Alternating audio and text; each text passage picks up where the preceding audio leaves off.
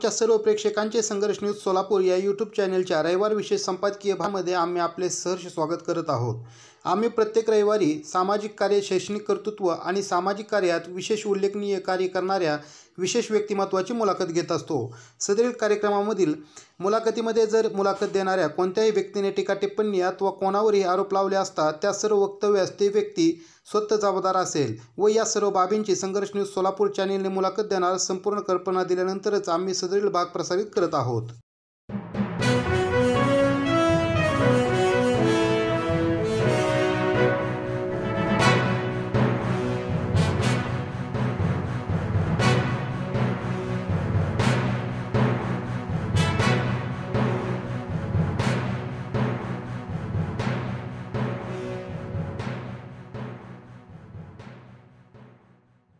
नमस्कार, संघर्ष न्यूज सोलापूरमध्ये आपले स्वागत आहे।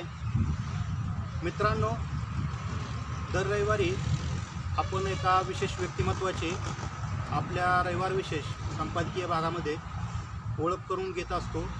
त्या व्यक्तिमत्वाचे विचार ऐकत असतो, त्यांचे कार्य ऐकत असतो। तर हे विचार, कार्य हे समाजाला कुठेतरी प्रेरणा देणारे असतात। आजपर्यंत आपले रविवार विशेष संपादकीय भागाचे 11 भाग झालेले आहेत आणि त्या सर्व भागांना तुम्ही सुज्ञ प्रेक्षकांनी चांगल्या प्रकारचा प्रतिसाद दिलेला आहे। तर मित्रांनो, मला आज अतिशय आनंद होत आहे की आज करमाळ्यातील एक सामाजिक आणि एक शैक्षणिकदृष्ट्या आणि सर्वच बाबतीत प्रगल्भ असं एक व्यक्तिमत्व आज आपल्याला त्यांच्या बिझी शेड्यूलमधनं आपल्याला मुलाखत देण्यासाठी आलेला आहे। कारण की ते व्यक्तिमत्व आज मित्रांनो साधं नाही आहे का? त्याचं कारण एवढंच आहे की ते व्यक्तिमत्व सतत कोणत्या ना कोणत्या कामामध्ये, सामाजिक किंवा इतर कोणत्याही उपक्रमामध्ये त्यांचं ते व्यस्त असतात। तर आज आपल्यासोबत चर्चेसाठी खास पाहुणे म्हणून आजच्या आपल्या कार्यक्रमाला एक शोभा वाढविण्यासाठी आलेल्या आहेत त्या माननीय वीणा पवार पाटकर मॅडम। तर त्यांची ओळख करून देताना अभिमानानं मी सांगेन, त्यांच्या कार्याविषयी आपण त्यांच्याशी चर्चा करणारच आहोत, त्यांच्याशी प्रश्न त्यांना विचारणारच आहोत आपण। तर त्या सध्या करमाळा नगर परिषद या ठिकाणी मुख्याधिकारी आहेत। आज करमाळा नगर परिषदेमध्ये त्यांना मुख्याधिकारी या पदावर कार्यरत असताना 3 वर्ष पूर्ण होत येत आहेत। तर आजपर्यंत त्या मुख्याधिकारी या पदावर काम करत असताना वेगवेगळ्या नगर परिषदेमध्ये त्यांनी 4 ठिकाणी कामं केलेली आहेत। त्यांची जॉईनिंग ही 2010 साली झालेली आहे।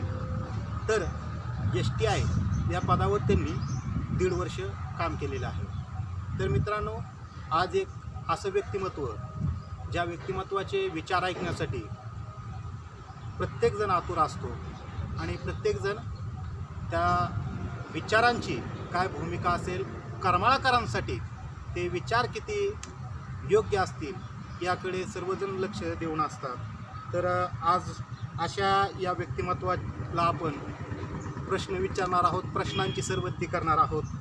तर नमस्कार मॅडम। नमस्कार, सर्वांना नमस्कार। मॅडम, आज आमचा रविवार विशेष संपादकीय भाग 12वा आहे। तर ह्या 12व्या भागामध्ये आज आम्ही विषय ठेवलेला आहे माझी जबाबदारी। तुम्ही प्रत्येक वेळेस तुमच्या कार्यामध्ये तुमची ओळख करून देत असताना सांगता की ते माझं काम नाही, ती माझी जबाबदारी आहे। मग आज तुमची जबाबदारी नेमकी करमाळाकरांसाठी ही एक ओळखीचा संशोधनाचा विषय आहे आणि ती लोक ऐकण्यासाठी सुद्धा आतुर आहेत। तर प्रथमतः माझी जबाबदारी हे सुरुवात करत असताना ही तुम्ही समाजाची किंवा एक सर्व लोकांची जबाबदारी तुम्ही पार पाडताय, त्यावेळेस तुमची ही पार्श्वभूमी पाहत असताना तुमची कौटुंबिक स्थिती याविषयी तुम्ही काय सांगाल? सर्वप्रथम परत एकदा सर्वांना नमस्कार. आज 6 डिसेंबर आहे. भारतरत्न डॉक्टर बाबासाहेब आंबेडकर आपल्या सर्वात मोठ्या लोकशाहीचे, भारतीय लोकशाहीचे राज्यघटनेचे शिल्पकार डॉक्टर बाबासाहेब आंबेडकर यांचे महापरिनिर्वाह दिन आहे. 6 डिसेंबर आहे. आणि तुमची मुलाखत किंवा तुमच्यासमोर सादर होण्याच्या आधी मी डॉक्टर बाबासाहेब आंबेडकर या महापुरुषाला प्रथम अभिवादन करते, कोटी कोटी प्रणाम करते, त्यांच्यासमोर नतमस्तक होते, विनम्र अभिवादन करते आणि मग तुमच्या प्रश्नाकडं वळते. तुम्ही म्हणलात ते बरोबर आहे की कोणतंही काम हे आपलं काम असं समजून जर केलं तर त्यात काही रस आपल्याला वाटणार नाही, पण ते आपलं कर्तव्य आहे.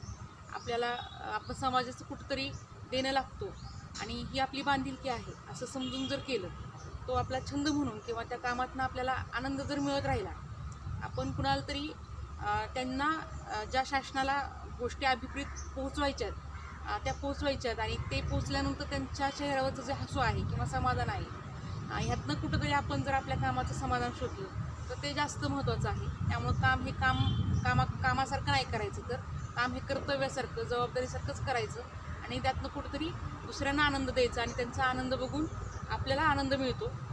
हा माझा काम करण्याची पद्धत किंवा संकल्पना आहे. तुम्ही माझ्या शैक्षणिक पार्श्वभूमीबद्दल विचारलं तर मी उच्च शिक्षित कौटुंबिक सांगते. पहिल्यांदा मी माझं सासर कुरुल आहे, तालुका मोहोळ, जिल्हा सोलापूर आणि माहेर आपल्या करमाळ्यापासून जवळ आहे, जामखेडच्या पुढं पण बीड जिल्ह्यात आहे. धनगरजवळ का असं माझं गाव आहे, तालुका पाटोदा, जिल्हा बीड. माझ्या घरी म्हणजे सासरी माझे सासू सासरे, माझे मिस्टर, मला 2 मुलं आहेत. त्यांना भाऊ नाही आहे, म्हणजे मला दीर नाही आहेत आणि मिस्टरांना 3 बहिणी आहेत, ती त्यांच्या सासरी आहेत. तर अशी खूप मोठंही नाही आणि खूप लहानही नाही असं कुटुंब आहे. जरी एक कुटुंब असेल पाटकरांचं किंवा माझं एक सासरी दिलेचं, परंतु सुरुवातीपासूनच माझ्या सासू सासऱ्यांनी ज्यांना ज्यांना बांधून ठेवलं नातेवाईकांच्या त्यांच्या टीममध्ये, त्या सगळ्यांनाच मी आपलेसं केलेलं आहे. मग माझ्या सासऱ्यांचे 5 भाऊ असू देत, साहेबांच्या आत्या असू देत, ननंदबाईचे सासरा असू देत, नाहीतर साहेबांचे मावस भाऊ असू देत. जरी आता कुटुंब पद्धती विभक्त जरी झाली असेल तरी आपला हा जो गोतावळा आहे ते एक कुटुंबच आहे. जरी मी सांगितलं की आमच्या घरात 5 ते 6 माणसं आहेत, परंतु ही जी सगळी माझी माणसं आहेत, ही सगळी जी नातेवाईक आहेत, जे मला क्षणोक्षणाला प्रत्येक पावलाला कुठंतरी मानसिक आधार देतात. इवन माझ्या मुलांच्या बाबतीत मला कधीही टेन्शन नसतं की माझ्या नातेवाईकांपैकी कुणीतरी मला सहकार्य करायला, त्यांना सांभाळायला, माझ्या प्रत्येक अडचणीच्या काळात मला सोबत करायला येतात. तर असं खूप मोठं माझं कुटुंब आहे. आणि शैक्षणिक बाबतीत म्हणाल तर मी उच्च शिक्षित आहे. मी उच्च शिक्षित असावं असा माझ्या वडिलांचा खूप हट्ट होता. म्हणजे जेव्हा आम्ही लहान होतो तेव्हाच वडील म्हणायचे की आपल्याला खूप शिकायचं आहे आणि आपल्याला आपल्या पायावर उभं राहायचं आहे. तर मी MSc ॲग्रिकल्चर आहे. माझं MSc ॲग्रिकल्चर हे महात्मा फुले कृषी विद्यापीठ राहुरी येथे झालं. BSc ॲग्रिकल्चर माझं आपले शाहू महाराजांचं कोल्हापूर महाविद्यालय, राजश्री शाहू महाराज कृषी महाविद्यालय कोल्हापूर येथे झालं 4 वर्ष. माझं 10वीपर्यंत शिक्षण राहुरीत होतं, कारण की माझे वडील तिथं सर्व्हिसला होते. 11वी 12वी मी माझ्या मामाच्या गावी गेली, बलभीम कॉलेज बीड येथे केली. तर असं MSc माझं शिक्षण झालं. MSc झाल्यानंतर मी MPSCचा अभ्यास MSc चालू असतानाच सुरू केला.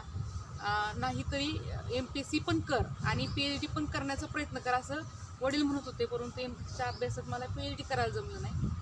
अशी माझी एकंदर शैक्षणिक पार्श्वभूमी आहे.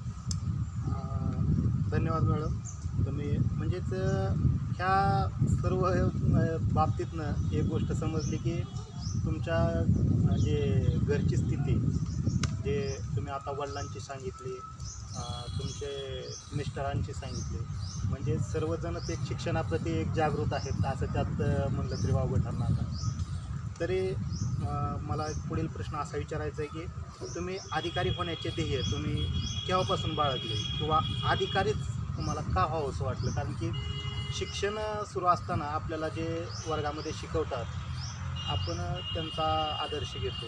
मग ते आपले जे शिकवणारे सर असतात, मग बऱ्याच विद्यार्थ्यांना विचारलं की ते म्हणतात मला सर व्हायचं आहे, किंवा आपल्या जे आसपास जे घडणाऱ्या गोष्टी असतात की जर विमान, हेलिकॉप्टर त्या आवाजाने लहान मुलं प्रेरित होतात आणि सांगतात की मला वैमानिक व्हायचं आहे. मग अशी कोणती गोष्ट आहे का की तुम्हाला त्या अधिकारीच का व्हावं असं वाटलं? तुम्हाला सांगितल्याप्रमाणे मी महात्मा फुले कृषी विद्यापीठ इथे माझे वडील सर्व्हिसला होते. मी 10वीपर्यंतचं शिक्षण तिथं केलं आणि आमचं विद्यापीठ जे आहे कृषी विद्यापीठ यांनी अनेक अधिकाऱ्यांना निर्माण केलं किंवा जन्माला घातलं म्हणून आपण. आणि डोळ्यासमोर खूप अधिकारी बघायला भेटायचे, त्यांची भाषणं ऐकायला मिळायचे आणि कुठंतरी ते मनात रुजलं होतं की आपण पण ह्या मुलांसारखं. ॲक्च्युली ही सगळी मुलं शेतकरी कुटुंबातली होती, खूप गरीब कुटुंबातली होती.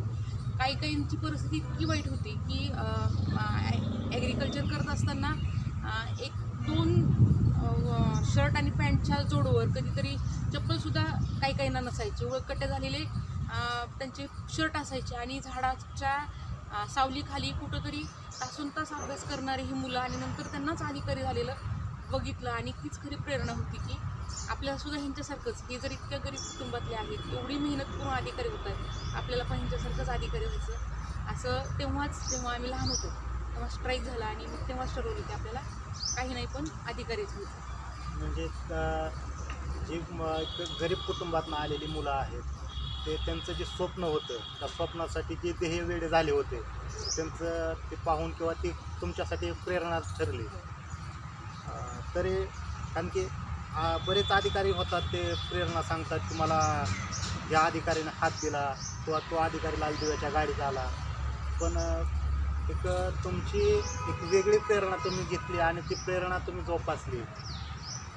तर मॅडम आता पुढील प्रश्न मला ही विचारायचा आहे की अधिकारी झाल्यापासून आतापर्यंत तुमच्या आयुष्यात चांगले आणि वाईट असे कोणते न विसरता येणारे प्रसंग घडले आहेत का? आपण आयुष्य जगतो तेव्हा ग्लास किती भरला आहे एवढं आपण बघायचं आणि आपण नेहमी जो विचार करतो की ग्लास रिकामा आहे, थोडासा रिकामा आहे, पण तो किती भरला हे कधीच बघत नाही. तर माझी 10 वर्षाची सर्व्हिस आहे. 10 वर्षाच्या सर्व्हिसमध्ये चांगले प्रसंगच अधिक आहेत. जर 100 प्रसंग घडले असतील तर एक 95 प्रसंग हे चांगले आहेत, 5 हे कटू आहेत. तर जास्त चांगले प्रसंग आहेत. कटू प्रसंग जर म्हणाल तर माझ्या बाबतीत फक्त कुरुडवाडीला शिवीगाळ झाला होता. मी महिला असूनसुद्धा महिलांना जी चांगलं वाटणार नाही अशा पद्धतीने शिवीगाळ झाला होता आणि कणखरपणे मी FIR दाखल केलं होतं सदर व्यक्तींविरुद्ध. आणि तो एक खूप कटू प्रसंग होता.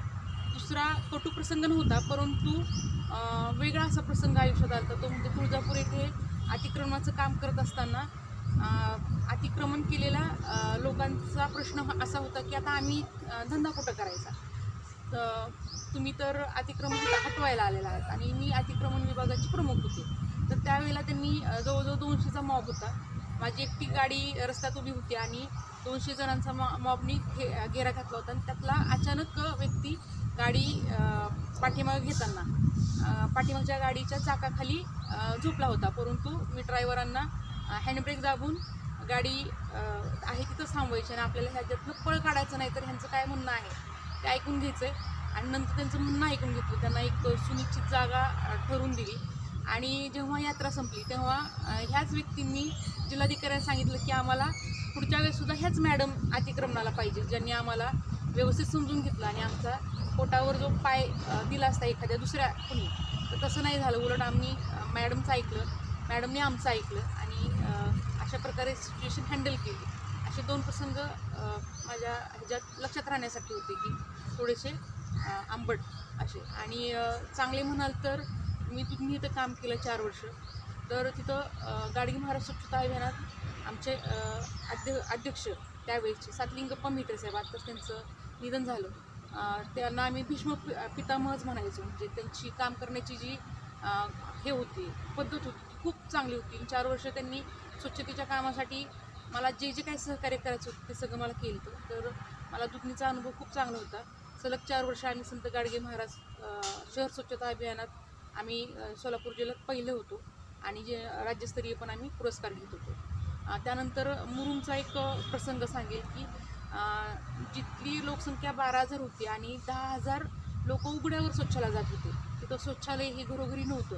कितीही मोठं घर असू दे पण शौचालय बांधायची तिथली टेंडन्सी नव्हती. तर अशा ठिकाणी तिथंसुद्धा मला राजकीय खूप सपोर्ट भेटला आणि आम्ही 3 महिन्यात शासनाची जी योजना होती वैयक्तिक शौचालय, ती 3 महिन्यात आम्ही पूर्ण केली. त्यावेळेस जेव्हा प्रशासन आणि राजकीय पदाधिकारी एकत्र येऊन काम केल्यानंतर जे मिरॅकल घडतं तसं घडलं. 3 महिन्यात जास्तीत जास्त शौचालय बांधण्याचा विक्रम केला आणि मुरुम 3 महिन्यात हागणदारीमुक्त झालं. ही खूप मोठं चांगलं उदाहरण होतं आणि ह्याचं खूप मोठं जे कौतुक आहे ते आमच्या त्यावेळेच्या सचिव मनीषा म्हैसकर मॅडम यांनी केलं. तिथं एक असा स्पॉट होता 4 एकराचा की जिथं फक्त बाबळी होत्या. त्या बघेल तिथं फक्त बाबळी होत्या आणि सारखी मुलं यायची की मॅडम आम्हाला ह्या बाबळी सारखं करून दिलं तर आम्ही तिथं खेळाचं मैदान बनवू. आणि तीसुद्धा गोष्ट आणि तिथं त्या बाबळीच्या आतमध्ये ओडी स्पॉट होता, म्हणजे ओपन डिफिकेशन, तर हागणदारीचा असा स्पॉट होता. तो आपण साफ केला आणि तिथं मैदान सुरू केलं आणि त्याच मैदानात नंतर हेलिपॅड, म्हणजे उस्मानाबादमध्ये जर कोणता राजकीय दौरा असेल तर चांगलं हेलिपॅड कोणतं तर मुरुम येथे मॅडमनी केलेलं मैदान ते हेलिपॅड. म्हणजे 4 एकराचं ओडी स्पॉट, हागणदारीचा स्पॉट, बाबळीनी भरलेला स्पॉट, तिथं आता मुलं खेळतात. तो स्पॉट हेलिकॉप्टर उतरणार आहे. त्यामुळे ते आधीचं चित्र आणि हेलिकॉप्टर उतरणारं चित्र महाराष्ट्रभर गाजलं.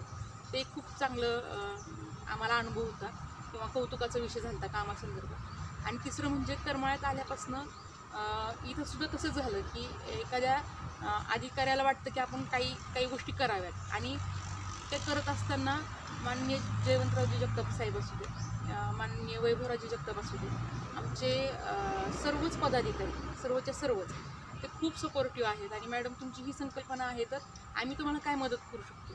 तर त्यांच्या मदतीनं इथं खूप गोष्टी साकार झाल्या. ज्या गोष्टी जरा इनकम्प्लीट राहिल्या होत्या, आपण स्मशानभूमींचे कामं कंप्लीट केली. महावीर गार्डन आपण सुसज्ज केली, तिथं खेळण्या बसवल्या. नाना नानी पार्क इथं आपण माणसं कामाला ठेवली, स्वच्छता तिथं आपण आता ठेवतो. जिथं फक्त 10व्याचं विधी व्हायचा आपल्या सातविहीरच्या तिथं, तर तिथं आपण तो विधी पारंपरिक पद्धतीनं शहरात होतोय तर तो आपण बंद नाही केला, तर उलट तो चालूच ठेवा. परंतु जी काही आपलं पाण्यामध्ये घाण टाकतो सातविहीरीत ती न टाकता आपण एक व्यक्ती ठेवला की ज्याच्याकडे ते जमा करता आपण परत त्याची विल्हेवाट लावतो. तर आता तोही परिसर खूप स्वच्छ आणि सुंदर झालेला आहे. त्याचबरोबर करमाळा नगरपालिकेचं एक ट्रेनिंग सेंटर जिथं आपण MPSC UPSCचं सेंटर तयार करण्याचं माननीय जयवंतराव जगताप साहेब यांचं स्वप्न आहे, ते आता पूर्णत्वास येईल. आपण एक सभागृह पूर्ण केलं आहे महादेव मंदिराच्या समोरचं आणि मटन मार्केट, तसंच चुनखडी एरियात आपण भाजी मंडईचं शॉपिंग सेंटर, असे खूप महत्त्वाचे काम. आणि सगळ्यात उल्लेखनीय काम जर काय असेल तर आपण 2200 LED लाईट केंद्र सरकारची योजना होती आणि माननीय वैभवराजे जगताप यांनी आणि मी करार करायला जायचं होतं पुण्याला. 2 दिवसाचा अवधी राहिला होता आणि मी जॉईन झाल्याच ती योजना आली होती. तर त्या एक 8 दिवसाच्या काळात ती योजना आपण पुण्यातनं करार वगैरे करून बैठकीनं उपस्थित होऊन आणला आणि आपल्या सगळेच्या सगळे जे पारंपरिक दिवे होते ते बदलून 2200 LED दिवे लावले. त्यातनं आपली आता 30% ऊर्जा बचत होती. तर आपल्याला 1 लाख आधी महिन्याचं बिल येत होतं, तर ते कुठेतरी आता 60-70 हजारपर्यंत येते. 30,000 आपले दर महिन्याला वाचेल.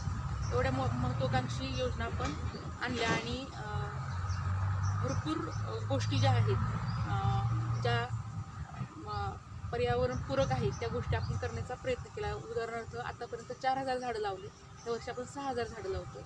पर्यावरणपूरक गणपती उत्सव ज्याला लोकांनी सुद्धा प्रतिसाद दिला, पर्यावरणपूरक मूर्त्या बसवणं आणि विसर्जन कृत्रिम तलावात करणं, आपल्या नाना पार्कची सातविहीर जी आहे ती प्रदूषित न करणं, या सगळ्या गोष्टींना जनतेतनं आपल्याला उत्स्फूर्त प्रतिसाद मिळाला.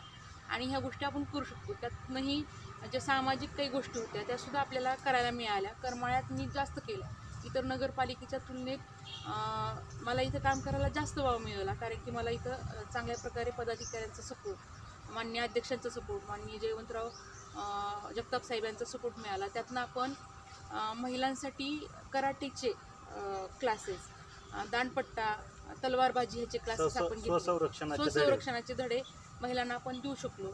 त्याचबरोबर आपण दरवर्षी त्यांना फूड फेस्टिवल अरेंज करतो. त्यांना आपण त्यांच्या वस्तू विक्री करण्यासाठी स्टॉल उपलब्ध करून देतो. अशा बऱ्याच गोष्टी करमाळ्यात घडल्या, त्या खरोखर आनंददायी होत्या आणि कधीही न विसरणाऱ्या. आणि आपण जे म्हणतो की कोणत्या चांगल्या गोष्टी तुम्ही केल्यात, तर ह्या जास्त चांगल्या गोष्टी किंवा जास्त चांगले अनुभवच मला मुख्याधिकारी म्हणून काम करताना आले. वाईट प्रसंग खूप कमी आले. आता तुम्ही तुमच्या मला वाटतं तुम्ही तुमची जी यादी आहे ती खूप कमी सांगितलेली आहे, कारण की सध्या करमाळा तालुक्यामध्ये ज्यावेळेस सोलापूर जिल्ह्यामध्ये कोरोनाचा प्रादुर्भाव हा पूर्णपणे जिल्ह्यामध्ये येत होता, त्यावेळेस करमाळ्यामध्ये तुम्ही आधीपासूनच काही दक्षता घेतल्यामुळे त्या ठिकाणी कोरोनाचा प्रादुर्भाव जाणवला नाही. आणि आता सध्यासुद्धा एक करमाळा हा शून्यावर येण्याच्या मार्गावर आहे. याचं मला वाटतं तुम्ही सांगण्याचं राहिलं का टाळलं हे मला माहीत नाही आहे, पण असो तुमचे जर ह्या कामांचे जर सर्वच एक मोजमाप काढलं तर आज मित्रांनो याचे आपल्याला 3 ते 4 भाग होतील, कारण की मॅडमचं कार्य या ठिकाणी लोकांचा मॅडमला मिळत असलेला सपोर्ट, आणि मॅडमसुद्धा सर्वांनाच एक चांगल्या प्रकारे त्यांचं म्हणणं ऐकून किंवा त्यांचं जे काही प्रश्न असतील, अडचणी असतील त्या सोडवण्याचं, आणि आपण ह्या भागाला नावच ह्या भागाचं दिलेलं आहे माझी जबाबदारी, कारण की ते जबाबदारी म्हणूनच ते काम करतात. अधिकारी म्हणून किंवा माझ्या पदाचा त्या ठिकाणी उपयोग व्हावा असं ते करत नाहीत. त्यामुळं आजच्या विशेष भागाचं नावच आहे माझी जबाबदारी. तर मॅडम आज कोणत्याही याच्यात फील्डमध्ये काम करत असताना अधिकारी ज्यावेळेस त्याच्या फील्डमध्ये काम करत असतो त्यावेळेस त्या अधिकारी जीवनामध्ये आणि कौटुंबिक जीवनामध्ये कोणत्याही अधिकाऱ्याला समन्वय साधावा लागतो. मग काही अधिकाऱ्याला जमतो किंवा काही अधिकाऱ्यांना जमत नाही. मग तुम्ही तुमच्या कौटुंबिक जीवनाचा आणि अधिकारी जीवनाचा हा समन्वय कशा प्रकारे साधता, किंवा ते तुमच्या कुटुंबाची साथ तुम्हाला कशा प्रकारची आहे? खूप मोठी साथ आहे. जर माझं कुटुंब माझ्यासोबत असलं नसतं तर मी कदाचित इतकं चांगलं काम करू शकले नसते.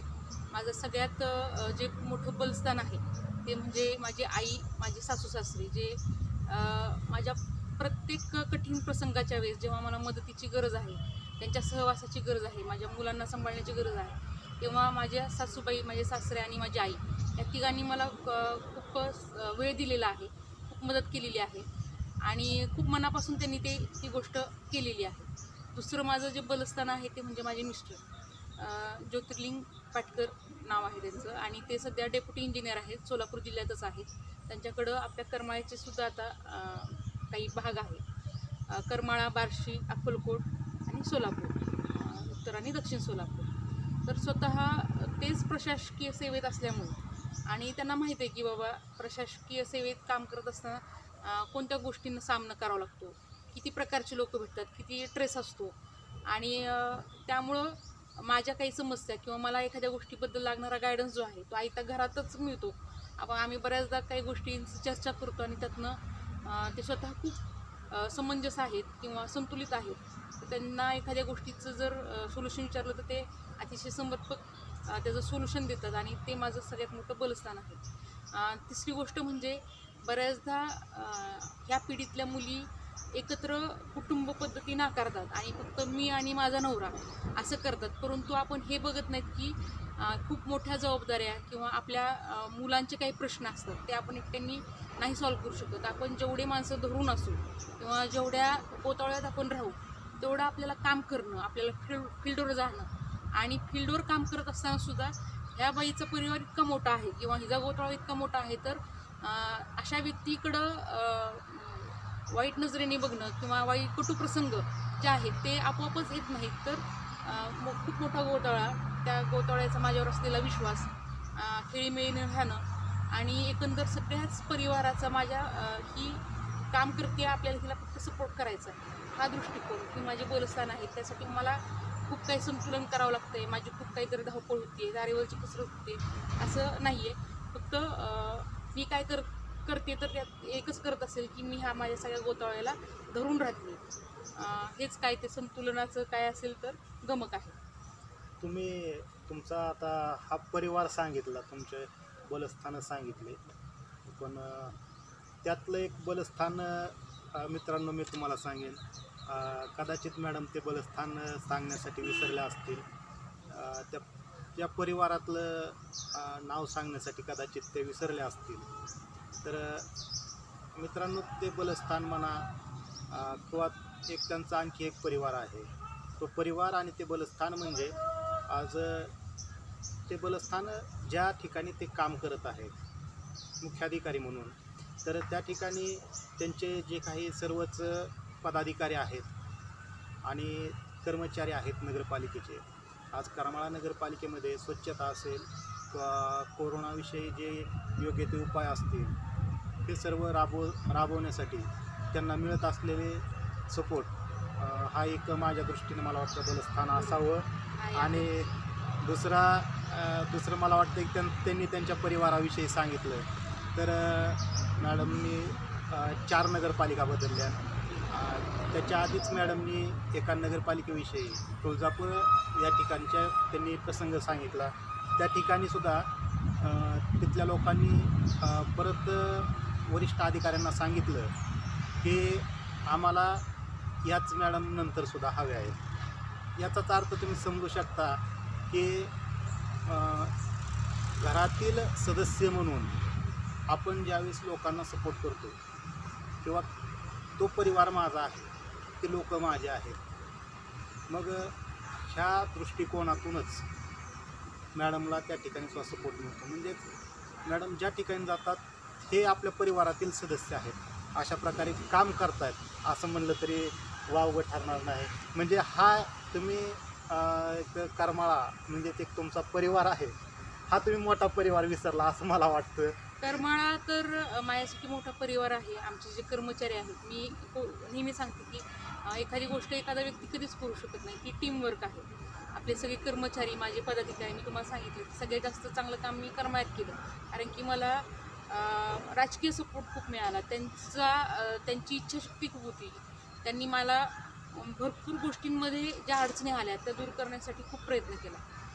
त्याचबरोबर माझं करमाळ्याविषयी अजून एक गोष्ट आहे जी खूप माझ्याजवळची आहे, ती म्हणजे आई कमलादेवी. माझी खूप श्रद्धा आहे आणि मला असं कुठंतरी नेहमी वाटतं की मी जेव्हा करमाळ्यात चांगलं काम केलं तर मी फक्त माध्यम होते, की हा फक्त आई कमलादेवीचा आशीर्वाद होता. तर मी आणि माझं करमाळ्यातलं काम हे माझे कर्मचारी, आमचे पदाधिकारी आणि आई कमलादेवी आणि आपले सगळे करमाळकर यांच्याशिवाय पूर्णत्वाला जाऊ शकत नाही. आणि मी एकटीच नाही, हा खरंच माझा परिवार आहे. मी बऱ्याचदा असा विचार करते की आता समज जाण्याची जेव्हा वेळ येईल तेव्हा खूप जड जाणार आहे ते, कारण की एखाद्या परिवाराला सोडून जाणं खूप अवघड असणार आहे. धन्यवाद मॅडम. तुम्ही एक करमाळ्यासाठी एक चांगल्या भावनेतून या ठिकाणी काम करत आहात त्याबद्दल. तर मॅडम आता अधिकारी जीवन म्हटलं की त्यामध्ये चांगले वाईटचे अनुभव येतच असतात. मग आता तुम्ही करमाळ्यामध्ये सध्या मुख्याधिकारी म्हणून कार्यरत आहात. तर हे मुख्याधिकारी म्हणून कार्यरत असताना प्रत्येक ठिकाणी हे कठोर आणि चांगले अनुभव येत असतात. त्या अनुषंगाने तुम्हाला करमाळा नगरपालिकेमध्ये किंवा करमाळा शहरामध्ये असा कोणता कटू प्रसंग आलेला आहे जो तुम्ही तुमच्या ह्या अधिकारी जीवनामध्ये विसरू शकणार नाही कधी? मला खूप काय म्हणतो आपण त्याला, भाग्यशाली आहे मी की 3 वर्ष काम करून सुद्धा एकही वाईट प्रसंग न घडलेली ही नगरपालिका आहे. नाहीतर बऱ्याचदा काय होतं की आपण जॉईन होतो आणि एखादा महिना चांगला जातो आणि मग आपल्याला खटकी उडवायला सुरुवात होता किंवा वाईट प्रसंग आपल्या बाबतीत घडायला सुरुवात होते. पण मी खूप भाग्यशाली समजेल ही माझी जी टर्म आहे ती खूप सपोर्टिव्ह गेली. पदाधिकाऱ्यांचा खूप सपोर्ट मिळाला आणि खूप चांगल्या आणि विकासात्मक गोष्टी माझ्या हातून घडण्यासाठी ह्या सगळ्यांचीच मला खूप साथ मिळाली. त्यामुळं असा खूप कटू प्रसंग नाहीच आहे 100%.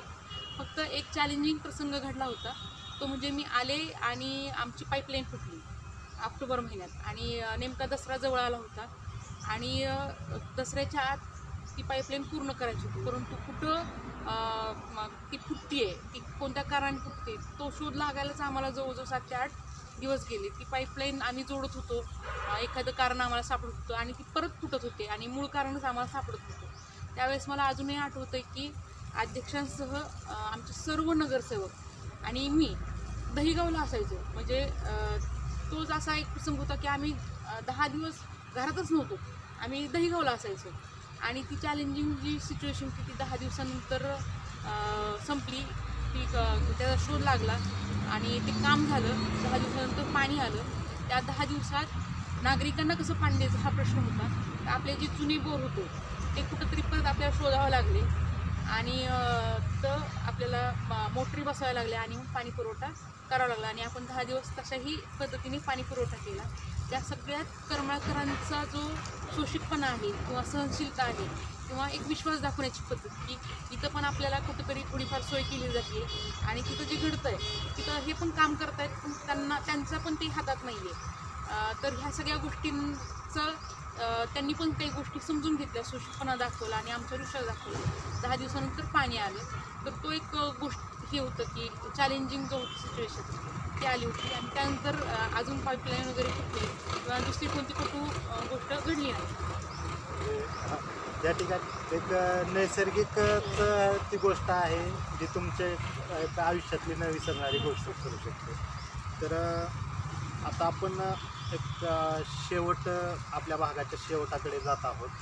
तर शेवट करत असताना तुम्ही करमाळ्यातील जे तमाम जनता आहे नागरिकांना तुम्ही शेवटचा म्हणजे त्या शेवटचा आपला भागाचा जो शेवट आहे त्यात तुम्ही काय संदेश द्याल? करमाळकरांच्या तर सतत कॉन्टॅक्टमध्ये राहणं, त्यांना काही ना काही सांगणं, त्यांच्याकडनं काही ना काही अपेक्षा ठेवणं, सहकार्य मागणं हे तर मी करतच राहणार आहे. मी कोरोनाविषयक बोलले नाही कारण की कोरोनात जे काम केलं ते खरं तर आपलं राष्ट्रीय कर्तव्य होतं. अशी जेव्हा आपत्ती येते तेव्हा प्रत्येकाने ते कर्तव्य म्हणून करायचं, त्याचा गवगवा करणं काय मला योग्य वाटलं नाही म्हणून मी केला नाही. परंतु एक उल्लेखनीय काम नगरपालिकेने केलेलं फक्त सांगते की आपण कोविड केअर सेंटरसाठी डॉक्टर बाबासाहेब आंबेडकर प्रशाला ही ओपन करून दिली, तिथलं काम करून दिलं आणि असं कोविड केअर सेंटर सुरू करणारी आपल्या जिल्ह्यातली आपली पहिली नगरपालिका आहे. तर शेवटी जाता जाता मी फक्त नागरिकांना हेच म्हणेल की आतापर्यंत आपण कोविडला चांगल्या प्रकारे सामना केला, परंतु आता आपण बऱ्यापैकी 100% जरी म्हणलं तरी काही गोष्टी विसरलो आहोत, पाळत नाही आहेत आपण. तर दुसरी लाट येते तर त्या दुसऱ्या लाटेत आपण आत्तापर्यंत पाळलेलं जे आहे त्याच्यावर पाणी आपल्याला फिरवायचं नाही आहे. कुठतरी आपण सुरक्षित राहणं गरजेचं आहे. लस अंतिम टप्प्यात तर आहेच आहे. मग थोडेसेच दिवस राहिलेत तर आपण आपली दुसऱ्या टप्प्यातली दुसऱ्या लाटेतली जी काळजी आहे ती स्वतःची काळजी घ्यायची आहे. स्वतःला स्वतःच्या कुटुंबाला सुरक्षित ठेवायचं आहे एवढी माफक इच्छा माझी आहे. आणि दुसरी आहे की जे कोणतं अभियान आपल्या शहरासाठी चालू आहे ज्यातनं आपल्याला अभियानात तुमच्या सहभागामुळं मोठ्या प्रमाणात बक्षीस भेटणार आहे. आपल्याला स्वच्छ सर्वेक्षण 2019मध्ये बक्षीस मिळालं 22वं, ते 5 कोटीचं आहे आणि जर त्यातनं विकास कामं होणार आहेत, झाडं लावण्याची कामं होणार आहेत, पर्यावरणाची कामं होणार आहेत, आपल्या विहिरी स्वच्छ होणार आहेत, त्याचं सुशोभीकरण होणार आहे, अशी बक्षिसं आपल्याला मिळवायची तर त्यासाठी मला तुमचा सहभाग गरजेचा आहे.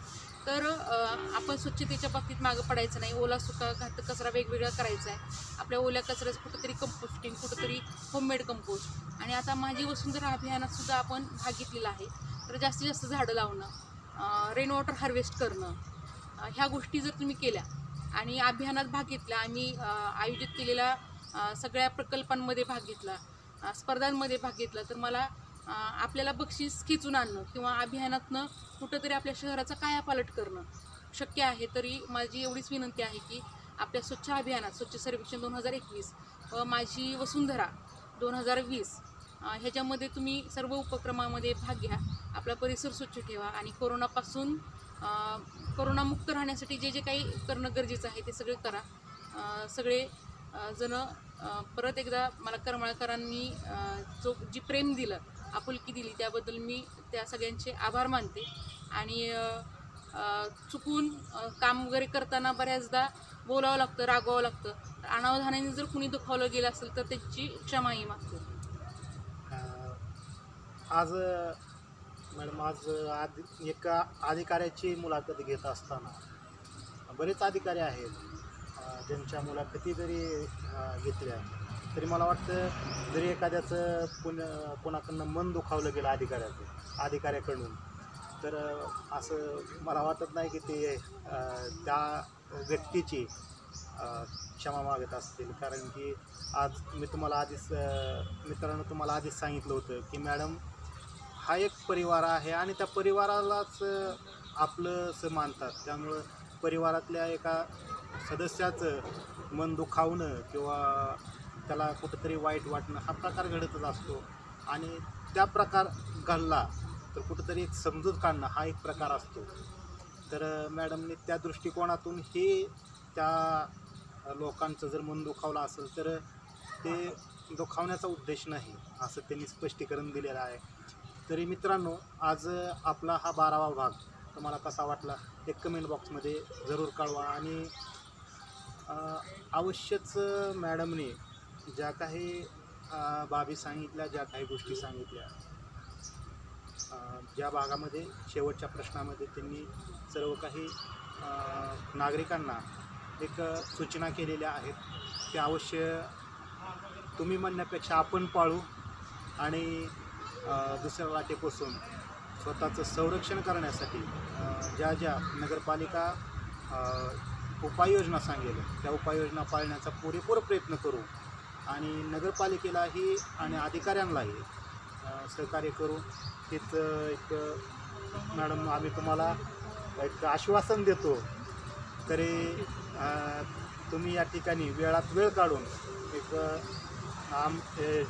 इथल्या करमाळ्यातील नागरिकांसाठी एक तुमचे विचार मांडले आणि ते विचार खूप मोलाचे आहेत. तुमचा वेळही खूप मोलाचा आहे पण ते विचार तुम्ही मांडण्यासाठी वेळ दिला त्याबद्दल तुमचं सत्यशः आभार. धन्यवाद. तुमचे धन्यवाद. करमाळकरांचे धन्यवाद.